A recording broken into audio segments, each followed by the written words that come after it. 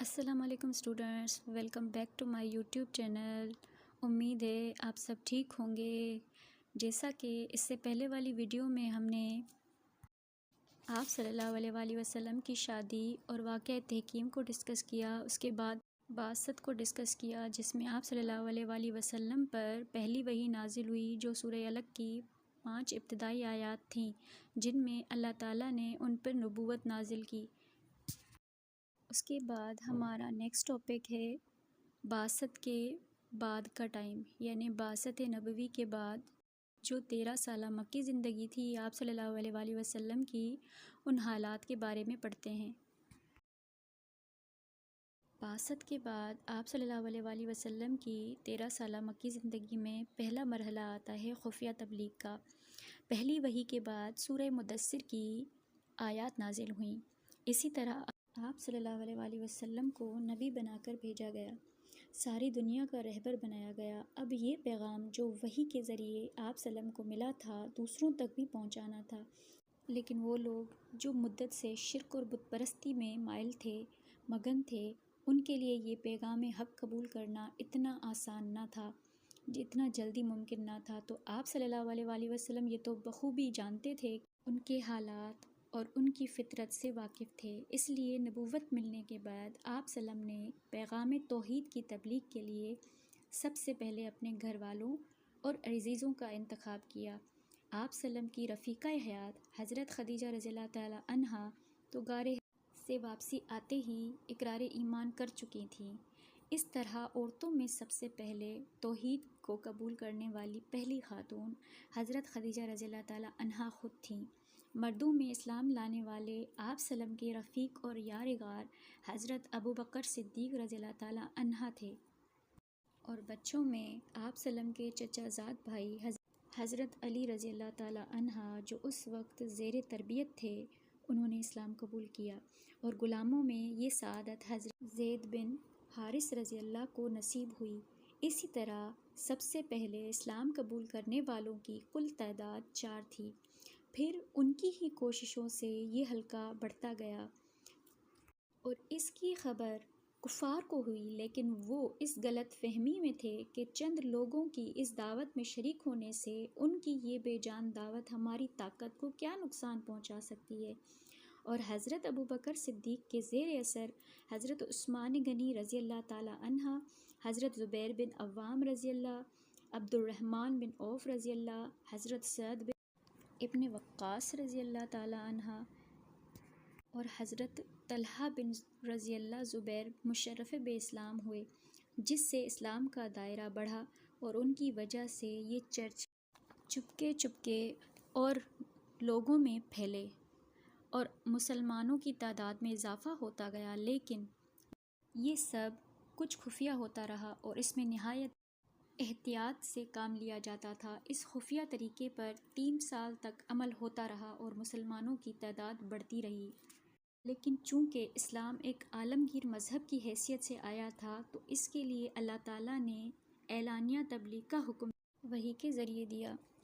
آپ صلی اللہ علیہ وآلہ وسلم سارے دنیا کے رہبر بنا کر بھیجے گئے تھے۔ ایک مختصر سی جماعت کے اقرار ایمان سے یہ فرض پورا نہیں ہو سکتا تھا، اور خفیہ تبلیغ کرتے رہے۔ 3 سال تک عرصہ گزر چکا تھا، لیکن یہ مشن ابھی تک اتنا کامیاب نہ ہو سکا اور ابتدائی مراحل میں تھا، اس لیے 3 سال کے بعد وحی کے ذریعے سے آپ صلی اللہ علیہ وسلم کو کھلم کھلا تبلیغ کا حکم ملا۔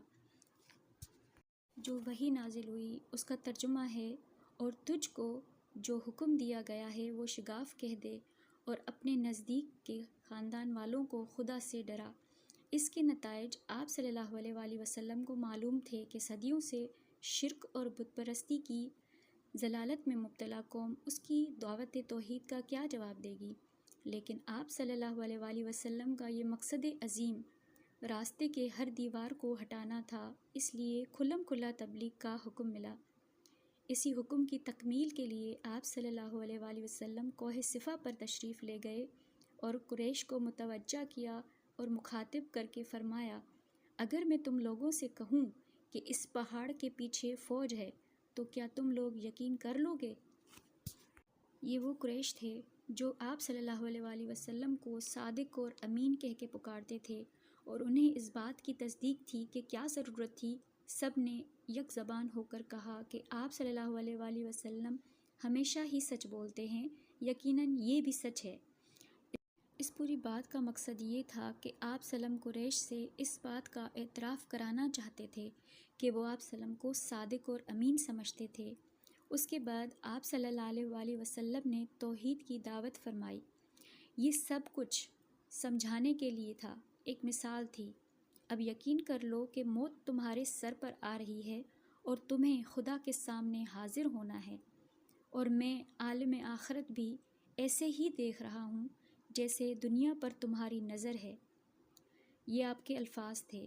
اس آواز کے سنتے ہی قریش، جو کچھ دیر پہلے آپ صلی اللہ علیہ وآلہ وسلم کے امین اور صادق ہونے کا اعتراف کر چکے تھے، آپ صلی اللہ علیہ وآلہ وسلم کے مخالف ہو گئے، اور وہ بھلا اپنے عقائد کو کس طرح سے جھٹلا سکتے تھے۔ اپنے عقائد کے خلاف آواز سن کر چراغ پاں ہو گئے۔ یہاں سے قریش کی مخالفت کا دور شروع ہوتا ہے۔